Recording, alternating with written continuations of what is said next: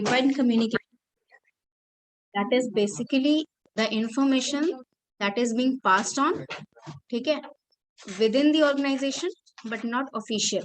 मतलब वो business related हो सकती है, नहीं हो सकती है, बट ऑफिशियल नहीं है, ठीक है। जैसे अगर आप डायरेक्टर सर ने कोई इन्फॉर्मेशन पास ऑन की हम लोग को, तो दैट इज ऑफिशियल, ठीक है। उन्होंने कोई इंस्ट्रक्शन दिया कि ये चीज फॉलो होनी चाहिए, ये फंक्शन है आप अरेंज करिए, दैट इज वो इंस्ट्रक्शन हुआ। बट अगर कोई इन्फॉर्मेशन पर्सनली दी गई है, ठीक है, या फिर मैंने अपने कलीग से कुछ कहा, किसी और टीचर से मैं बात कर रही हूँ, दैट इज ग्रेप बाइंग, समझे। वो बहुत सारे टाइप होते हैं, बहुत बड़ा टॉपिक है वो, उसको बाद में डिस्कस करेंगे अच्छे से।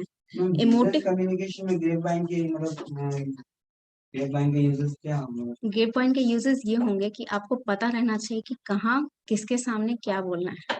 आप हर चीज किसी के भी साथ शेयर नहीं कर सकते, understood. Even if you are like, आपको लग रहा है ऐसा कि जो सामने वाला बंदा है वो आपके साथ फ्रेंडली है, बहुत सारी इन्फॉर्मेशन उसने दी है आपको, that doesn't gives you the right कि आप कुछ भी उसके साथ शेयर करें, क्योंकि उस इंफॉर्मेशन का मिसयूज किया जा सकता है, understood. So there is some fine line between becoming a friend and a colleague, ठीक है। आप भले 10 साल से भी काम कर रहे हो उस बंदे के साथ, लेकिन फिर भी आप उसको फ्रेंड बुला सकते हैं, बट एक्चुअल में वो आपका फ्रेंड नहीं रहेगा, कलीग कलीग ही रहता है, ठीक है। उसके साथ आपको बहुत फाइनली ट्रेड करना है, क्योंकि आप कुछ भी बोलेंगे हो सकता है कि वो ईगो पे ले ले, अंडरस्टैंड। तो वो केसेस पे आपको बहुत फाइनली ट्रेड करना है कि आप क्या इन्फॉर्मेशन पास ऑन कर रहे हैं, क्या इन्फॉर्मेशन ले रहे हैं। आपको हर चीज सुननी भी नहीं है उससे, तो क्या इन्फॉर्मेशन ले रहे हैं, क्या इन्फॉर्मेशन पास ऑन कर रहे हैं, ये भी आपको पता होना चाहिए, अंडरस्टूड।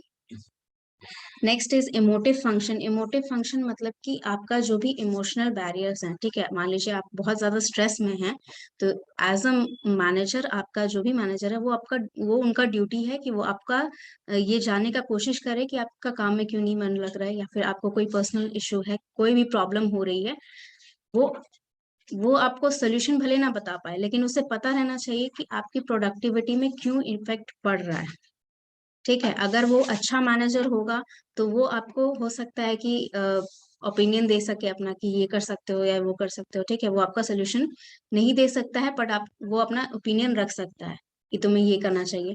अगर अच्छा मैनेजर नहीं होगा तो वो ऑब्वियसली सीधी सीधी यही बोलेगा कि तुम्हारा जो भी पर्सनल प्रॉब्लम है, जो भी स्ट्रेस है, उसको हटाकर तुम अपना काम अच्छे से करो, ठीक है। इमोशनल जो होते हैं, इमोशनल क्वेश्चन बोला था ना, emotional question is also a very big feature right now, क्योंकि पहले सिर्फ आईक्यू मैटर करता था, बट राइट नाउ ईक्यू भी मैटर करता है, ठीक है। ईक्यू आपका इमोशनल क्वेश्चन है। अगर आप इमोशनली स्टेबल नहीं हैं तो आप जॉब प्रोफाइल में बहुत दिक्कत आएगी आपको मेंटेन करने में, ठीक है। आपके जो इमोशंस हैं, that are not everyone to be shared, ठीक है। आप हर किसी से अपने इमोशन शेयर नहीं कर सकते। Even if sometimes you are getting angry in front about you certain thing, जो हो सकता है कि आप मैनेजर से गुस्सा हो जाए या अपने कोवर्कर से गुस्सा हो जाए, आप ऑब्वियसली बात है कि उनको गुस्सा नहीं दिखा सकते, because he is the one paying you. तो in that case you have to control your emotions, ठीक है। एंड समटाइम्स माइट हैपन कि आप किसी बहुत ही इमोशनल स्ट्रेस से गुजर रहे हैं, तो आप अपने मैनेजर से हेल्प ले सकते हैं कि मेरा स्ट्रेस, वर्क स्ट्रेस जो है वो थोड़ा कम कर दीजिए, ठीक है। I have been going through like these situations at home, ठीक है। अगर अच्छा मैनेजर है तो वो जरूर सुनेगा ये सारी बातें, ठीक है।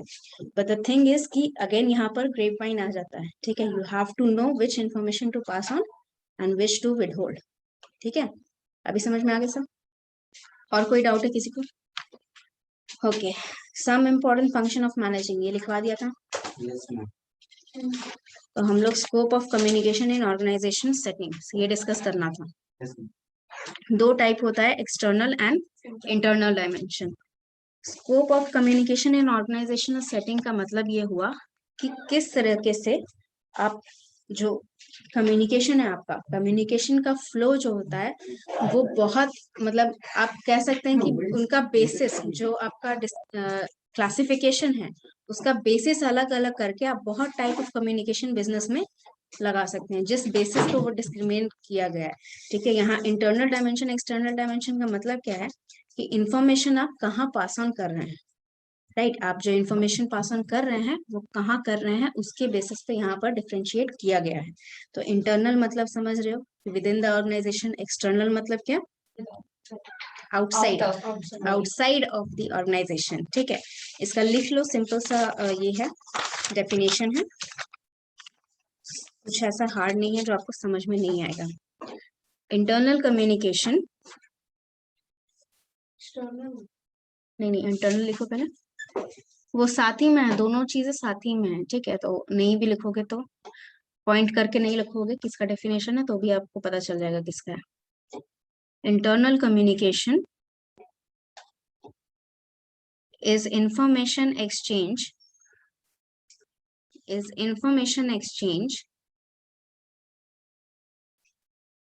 within the organization,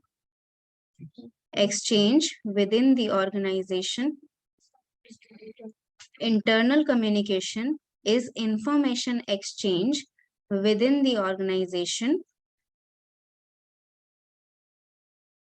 full stop. Messages can be exchanged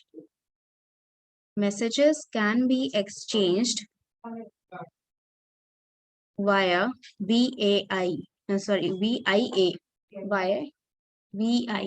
via through लिख दो, जिसको वाया नहीं समझ में आ रहा है, through personal contact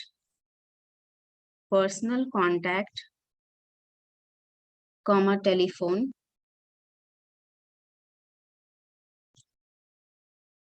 comma email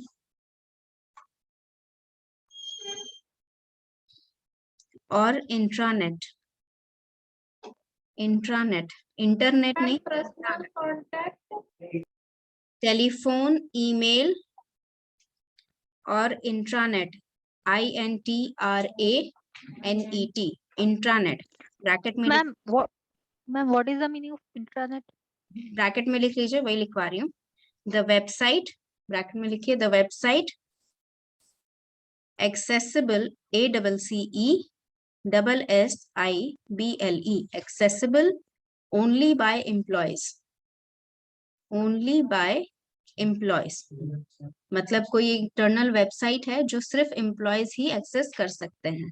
ठीक है, बाहर के कोई भी बंदा उसमें एक्सेस नहीं डाल सकता है। बैंक का भी आपका होता है websites, there are some websites, जैसे कुछ ओवरसीज कंपनी है, ठीक है, जो अगर कोई काम उनको करना होता है, ठीक है, जिनका बेसिस यहाँ पर नहीं है, जिनका हाँ कुछ MNC कंपनीज जिनका बेसिस यहाँ पर नहीं है, वो सिर्फ ऑनलाइन प्लेटफॉर्म पे ही काम करते हैं। तो वो जो प्लेटफॉर्म है that is only when you are the employ. ठीक है, अदर देन बाकी जो कम्युनिकेशन होगा आपका, वो आप अपने खुद के पर्सनल ID से करेंगे। ठीक है, आपको अगर जो भी काम करना है वो आप अपने पर्सनल ID से करेंगे या फिर आपको ID प्रोवाइड की जाएगी ऑफिस से। ठीक है, लेकिन आपका जो भी communication with in the team हो रहा है, मान लीजिए आप टीम में है या आपका जो टीम लीडर है उससे जो भी कम्युनिकेट करना है, जो भी मैसेजेस आएंगे आपको, जो ऑर्गेनाइजेशन भेजेगा, वो सारे एक वेबसाइट पे आते हैं जो पर्टिकुलरली वो अपने एम्प्लॉयज के लिए यूज करते हैं। अंडरस्टूड? ओके, कहाँ तक पहुंचे? Yes, internal communication, full stop के बाद लिखेगा internal communication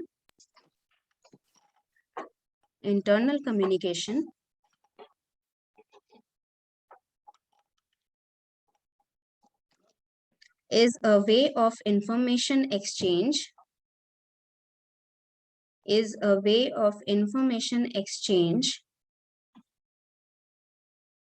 within the organization,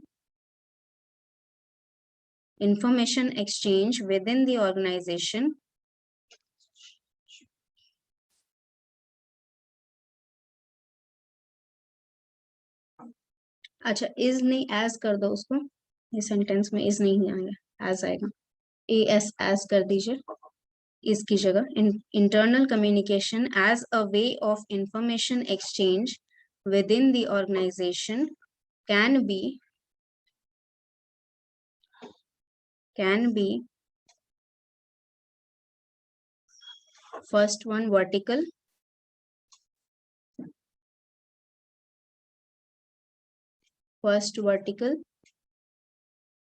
second horizontal,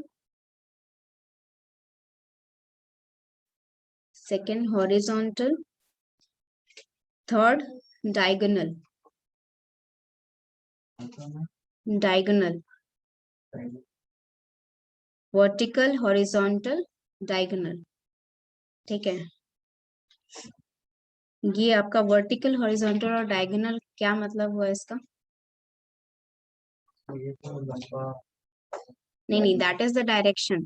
ठीक है, इसका कम्युनिकेशन से क्या रिलेशन हुआ? कम्युनिकेशन से क्या रिलेशन हुआ? Vertical means the communication with in different post members. ठीक है, सीनियर मैनेजर, मैनेजर, सीईओ, या फिर डाउनवर्ड, अपवर्ड और downward, what ever. Vertical communication. Horizontal मतलब विद इन योर कोवर्कर्स, आपके जो टीम मेंबर हैं, कलीग्स हैं, उन सारे से आपका कम्युनिकेशन. ठीक है. डायगोनल मीन्स, हाँ, डायगोनल मीन्स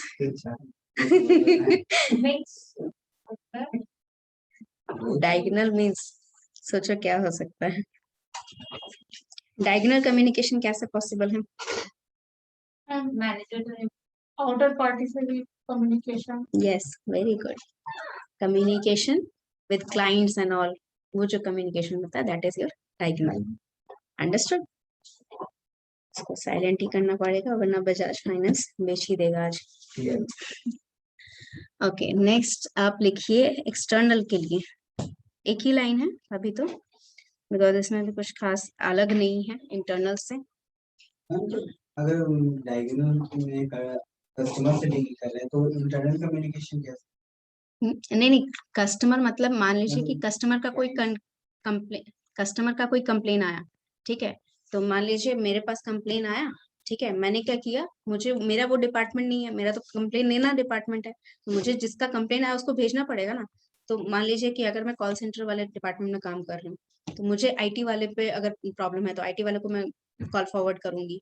तो दैट इज, वो ना अपवर्ड हो रहा है ना डाउनवर्ड हो रहा है ना कलीग के साथ हो रहा है, वो डायगोनली हो रहा है. मतलब एक तरह से दूसरे डिपार्टमेंट में. अगर मुझे सैलरी में इंक्रीमेंट चाहिए तो मैं एचआर से बात करूंगी. ठीक है, अगर मेरी सैलरी कट गई बिना वजह तो मैं एचआर से बात करूंगी. अगर मेरा आईटी में कोई प्रॉब्लम हो रहा है, मेरा सिस्टम में कोई प्रॉब्लम हो रहा है, या कस्टमर मुझे बोल रहा है उसका सॉफ्टवेयर में कोई दिक्कत है, तो मैं आईटी वाले से बात करूंगी. मतलब you are talking between different departments. ठीक है, आप जो दूसरा डिपार्टमेंट्स है वो किसी से भी रिलेटेड आप बात करेंगे तो वो आपके डिपार्टमेंट से बाहर है. ठीक है, कलीग्स मतलब आपके डिपार्टमेंट वाले बंदे हैं. दूसरे डिपार्टमेंट से जब आप बात कर रहे हैं तब वो डायगोनल हो जाएगा. ठीक है. Next is internal, sorry external. In external communication, the information exchange goes within, sorry, both, goes both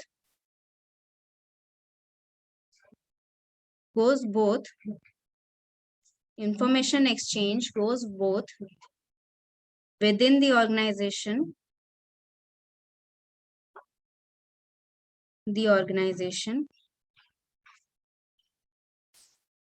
and outside of it.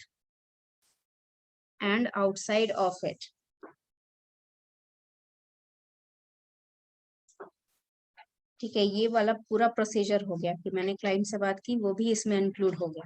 ठीक है, फिर मैंने उसको डायगोनल कन्वर्सेशन किया, वो भी इंक्लूड हो गया.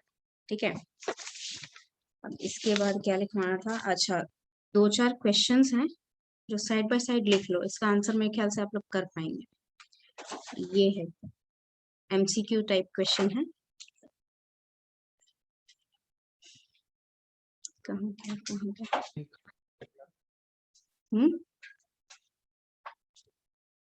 अच्छा, यस, ये फिल इन द ब्लैंक्स है. इसको पहले क्वेश्चन लिखना फिर आंसर करेंगे.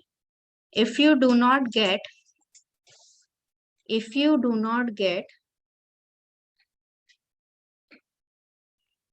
टॉपिक लिख देना practice questions. If you do not gate blank during communication,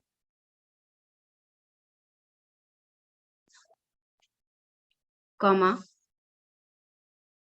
you will not know you will not know, KNOW वाला know, whether you will not know whether you have been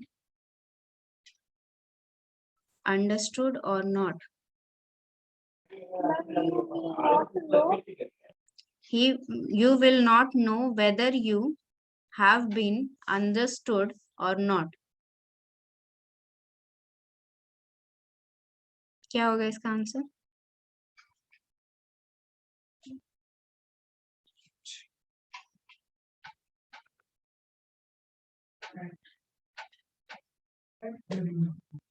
confusion हो गया। Word feedback. Correct. Conclusion बोल रही हो, लेकिन conclusion क्या होता है? फीडबैक बोलते हैं ना उसको। अच्छा। Feedback, answer is your feedback.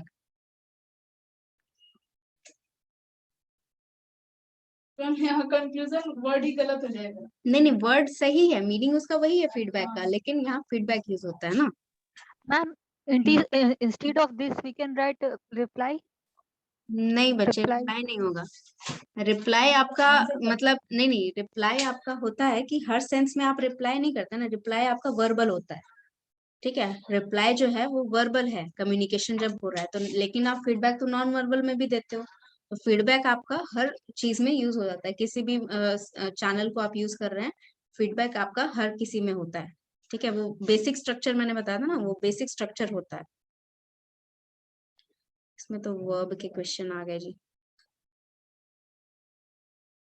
अच्छा, ये ट्रू और फॉल्स बताइएगा, लिख लीजिए, क्वेश्चन लिखना है तो, अदरवाइज ऐसे भी बता सकते हो। No communication is possible unless one has a clear purpose. False. No communication is possible unless one has a clear purpose. कैसे फॉल्स हुआ? ट्रू होगा। True, it's a true question. नहीं, it is not about the interest. Purpose मतलब क्या हुआ? Motive है तो बिना कम्युनिकेशन के कैसे इसी होगा? वजह से। नहीं, you are not understanding the question. No communication is possible unless one has a clear purpose. अगर आपके पास पर्पस क्लियर है तो पर्पस मतलब क्या हुआ? वो तो मीनिंग हो गया बच्चे उस वर्ड का। पर्पस मतलब हो गया कि आपके पास कोई मोटिव तो रहना चाहिए ना कम्युनिकेशन करने का, ठीक है। अगर आप बिजनेस कम्युनिकेशन कर रहे हो, that means you have been given a job and you have to complete it, that is why it is being communicated. तो अगर आपके पास पर्पस ही नहीं है कम्युनिकेशन करने का, तो फिर आप कम्युनिकेशन कैसे करोगे? सो इज इट ट्रू और फॉल्स? ट्रू होगा, ठीक है। तुम बोल जो रही हो वो सही बोल रही हो, लेकिन यहाँ पर बोला वही गया है। सेंटेंस बोलिए, लिख ले। No communication is possible unless one has a clear purpose.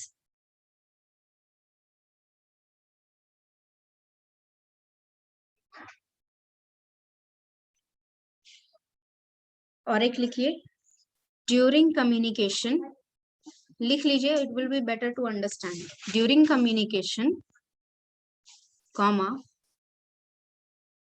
you should pay more attention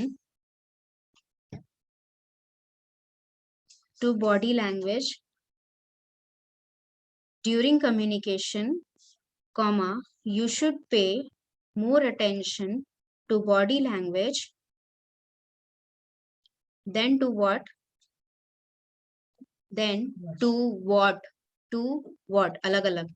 To what a person says. To what a person says.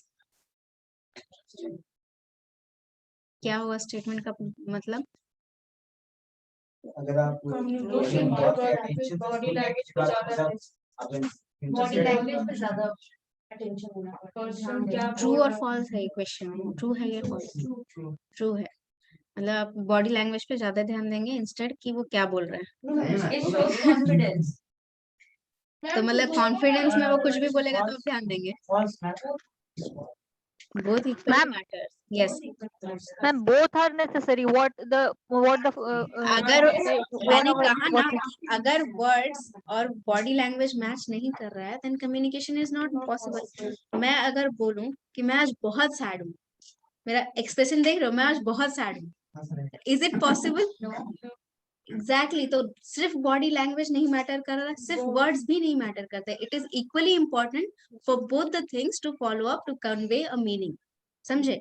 तो इस प्रोसीजर में अगर इस सेंस में बोला जाए कि आप वर्ड्स पे ज्यादा ध्यान दे रहे हैं या बॉडी लैंग्वेज पे ज्यादा ध्यान दे रहे हैं, आप इस सेंस में बोल सकते हो कि इन सम इनफॉर्मल केसेस में क्या होता है कि some people are reluctant to inform you about certain thing.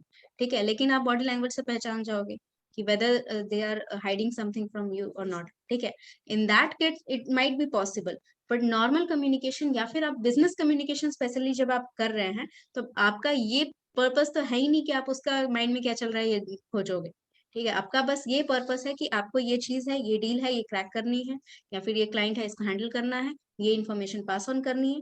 तो उस केस में आपको क्या मतलब है कि उसका बॉडी लैंग्वेज कैसा है? राइट. आपको पर्पस क्या है कि जो आप कन्वे कर रहे हैं. ठीक है, अगर मान लीजिए कि आपका मैनेजर आएगा आपसे बोलने के लिए कि अगर कल तुमने असाइनमेंट नहीं दिया तो मैं तुमको निकाल दूंगा, और ये वो हंसते हंसते बोल रहा है, तो is it possible for you to take him serious? नहीं ले पाएगा कोई सीरियस. लेकिन वही एकदम गुस्सा होके वो बोले यही बात, तो कल के कल सब असाइनमेंट कंप्लीट कर दोगे. राइट. यही चीज होता है, जब तक आप बॉडी लैंग्वेज और आपके वर्ड्स मैच नहीं कर रहे हैं तब तक ना बॉडी लैंग्वेज में मीनिंग रह जाता है ना ही वर्ड्स में मीनिंग रह जाता है. तो दोनों ही इक्वली इम्पोर्टेंट है. अंडरस्टूड? क्या होगा, फॉल्स या ट्रू? false, ma'am. ओके, और देखते हैं और कोई क्वेश्चन नहीं है.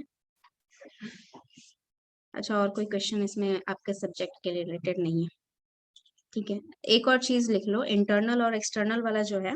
ठीक है, इसमें फॉर्मल और इनफॉर्मल कम्युनिकेशन कैसे होता है. ठीक है, फॉर्मल और इनफॉर्मल दोनों में ही, इंटरनल में ही और एक्सटर्नल में ही दोनों सेम है. ठीक है, तो फॉर्मल लिख लो,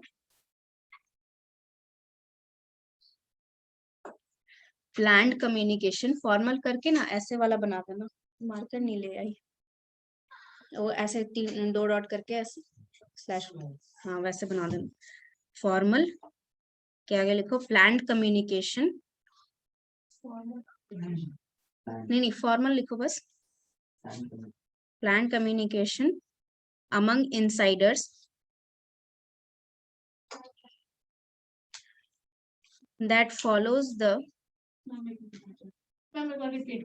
planned communication among insider, AMONG, among insiders, that follows the company's chain, companies का apostrophe s आएगा, company's chain of command, chain of command.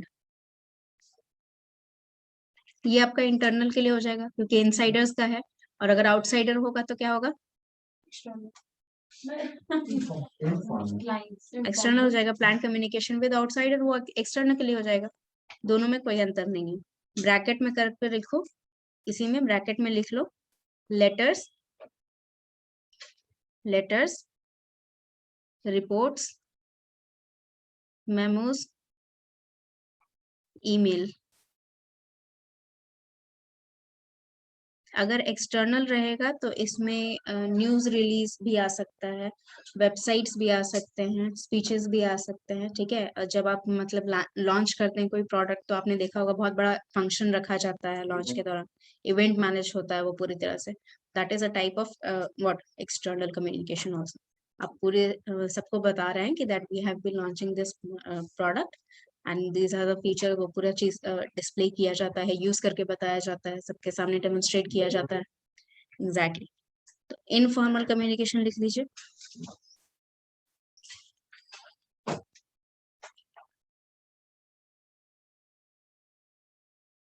Casual communication,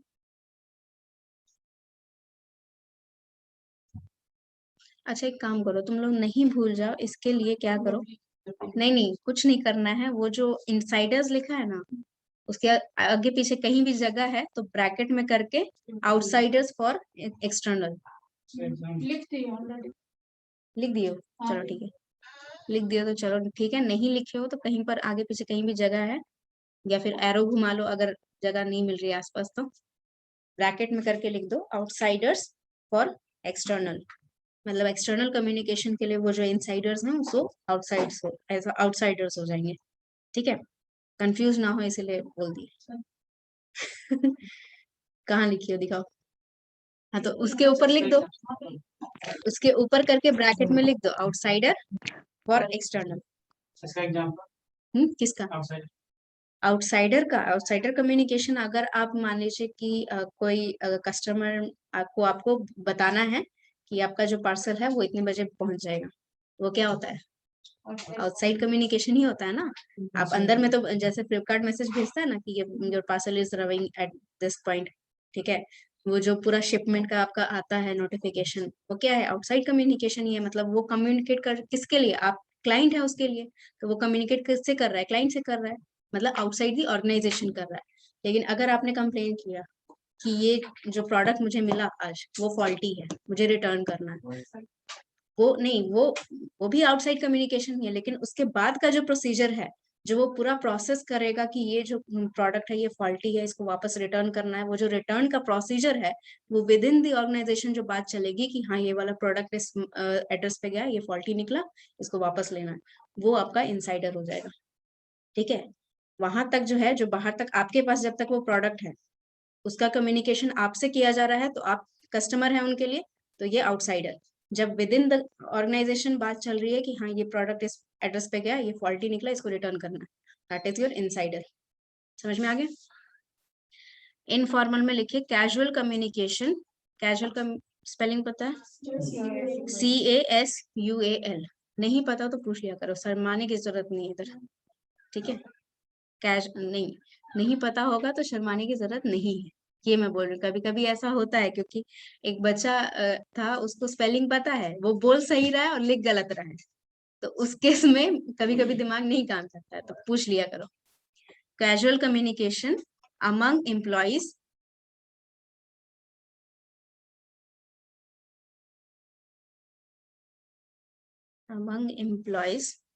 ये आपका इसके लिए इंटरनल के लिए। ठीक है, ब्रैकेट में करके वहां पे लिखो इंटरनल, इंटरनल लिखो। अब नेक्स्ट लाइन में वो लाइन छोड़ देना, नेक्स्ट लाइन में लिखना casual communication with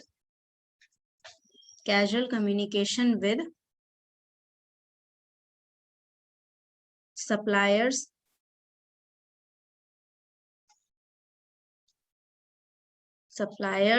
customers, comma करते जाना, suppliers, customers, investors,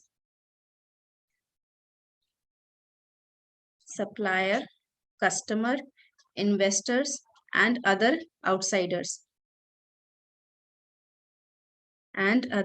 outsiders, अब किस वे में कम्युनिकेट होता है वो भी ब्रैकेट में लिख लो। ईमेल के through, face to face conversation,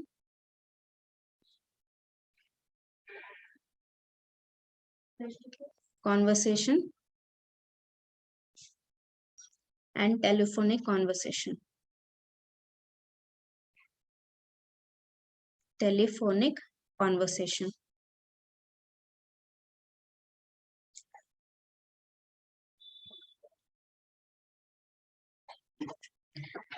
इसके बाद और एक चीज है कैरेक्टरिस्टिक ऑफ इफेक्टिव कम्युनिकेशन। ये चीज जो है दैट इज सिमिलर टू जो चीज मैंने यहाँ पे लिखवाई है, role of communication and business organization. ठीक है, दोनों सिमिलर है। अगर मैं पॉइंट लिखवा के समझा दूंगी तो तुम लोग लिख पाओगे इसका आंसर। ठीक है, तो पॉइंटर करके लिख लो characteristic of effective business communication. अगर समझने में कोई भी दिक्कत आ रही है नेक्स्ट क्लास बता देना, मैं डिक्टेट कर दूंगी। Characteristic of effective business communication, मतलब कैसे आपका इफेक्टिव हो सकता है कम्युनिकेशन। ठीक है,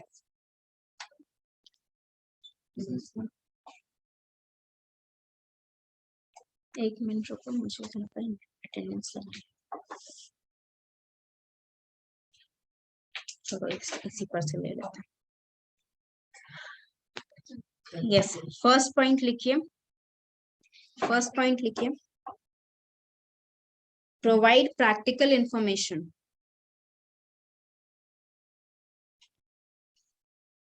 प्रोवाइड प्रैक्टिकल इंफॉर्मेशन,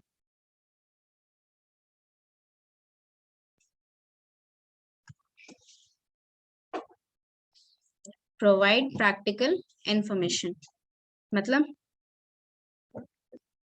तो हाँ, कट टू कट जो पूरा आपका फैक्ट है वो पूरी तरह आपको इन्फॉर्मेशन कन्वे कर देना है। कुछ मसाला लगाने की जरूरत नहीं है, मक्खन लगाने की जरूरत नहीं, जो भी फैक्ट है वो पूरा straight forward communication.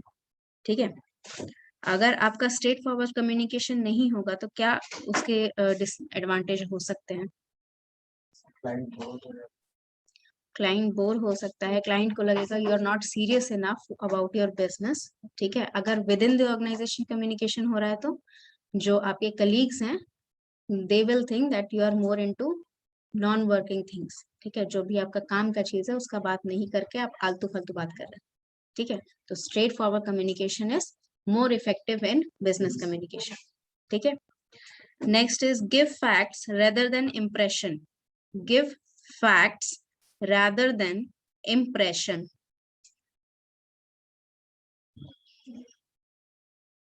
give facts rather than impression मतलब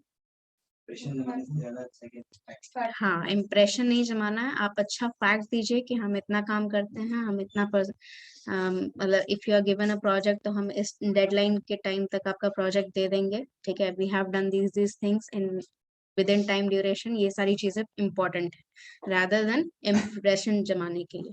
ठीक है, आपको ये नहीं कहना है कि हमने इस क्लाइंट से काम किया है तो उस क्लाइंट से काम किया है, हम लोग को वहां से काम मिलता है, नहीं, हमने ये काम किया है, इतना डेडलाइन पर कर दिया है तो आपका भी हो जाएगा, that is fact. Okay, next आपका हो गया, next is what, clarify and condense, clarify and condense information, CONDENCE, condense information, clarify and condense information। इसका मतलब क्या हुआ? इंफॉर्मेशन क्लैरिफिकेशन का। हाँ बिल्कुल, जो भी आप इंफॉर्मेशन पास ऑन कर रहे हैं, ठीक है, सिर्फ बता देना नहीं है, आपको समझाना भी है, क्लैरिफाई करना है कि मतलब जैसे अगर मान लीजिए आपको बनाना है कोई प्रोजेक्ट तो आप उसका ब्लूप्रिंट बनाते हैं ना, क्यों बनाते हैं? ताकि आप पूरा अच्छे से उसको समझा सके कि ये हमारा आइडिया है, इस पे हम काम करेंगे। ठीक है, और इसको शॉर्ट करके, ठीक है, पूरा चीज तो नहीं समझाने की जरूरत है, उनको शॉर्ट करके बता देना है। कंडेंस मतलब क्या होता है? जो इम्पोर्टेंट चीज है उसको शॉर्टन करके आपने बता दिया कि ये चीज है, हमने इंक्लूड की है जो आपने बोली थी, इस तरह हमने कमेंट कर दिया, आप चेक कर लीजिए। This is all the information that you need. Next is state precise responsibilities, state precise, PRECISE, precise responsibilities, state precise responsibilities। इसका मतलब क्या हो गया? जो रिस्पॉन्सिबिलिटी एग्जैक्ट है, उसका हाँ, जो रिस्पॉन्सिबिलिटी जो पर्टिकुलर रिस्पॉन्सिबिलिटी आपको देनी है वो पूरी तरह आपसे कन्वे कर दी जाए कि ये चीज आप ही को करनी है, कोई और रिस्पॉन्सिबल नहीं है उसके लिए। अंडरस्टूड? जैसे काम बांट दिया जाता है, that is why team work is going on. ठीक है, आपको जो टीम मेंबर को प्रोजेक्ट मिलेगा वो टीम लीडर क्या करेगा? वो बांटेगा। ठीक है, कि आप ये वाला काम कर लो, आप ये वाला काम कर लो, नहीं हो पा रहा है तो अभी बोल दो। ठीक है, क्योंकि ऐसा भी नहीं है कि आपसे नहीं हो पा रहा है तो आप चुपचाप बैठे हुए हैं कि किसी ना किसी जुगाड़ कर लेंगे। पहले ही बोल दो कि सर ये नहीं हो पाएगा हमसे, या इसमें दिक्कत आती है, हमको थोड़ा हेल्प चाहिए। ठीक है, जो भी क्लैरिफिकेशन है वो प्रिसाइजली होना चाहिए कि ये रिस्पॉन्सिबिलिटी आपकी है। Understood? Next is persuade, PERSUADE, persuade others and offer recommendations, persuade others and offer recommendations।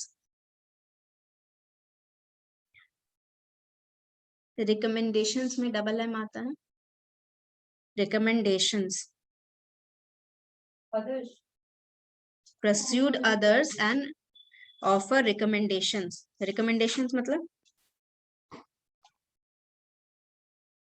recommend करना मतलब क्या होता है? आगे बढ़ाना किसी का नाम।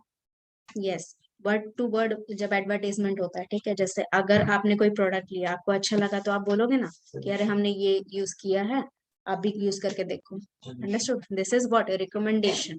ठीक है, आपने वो रिकमेंड किया कि आप ये वाला प्रोडक्ट यूज करके देखिए। अंडरस्टूड?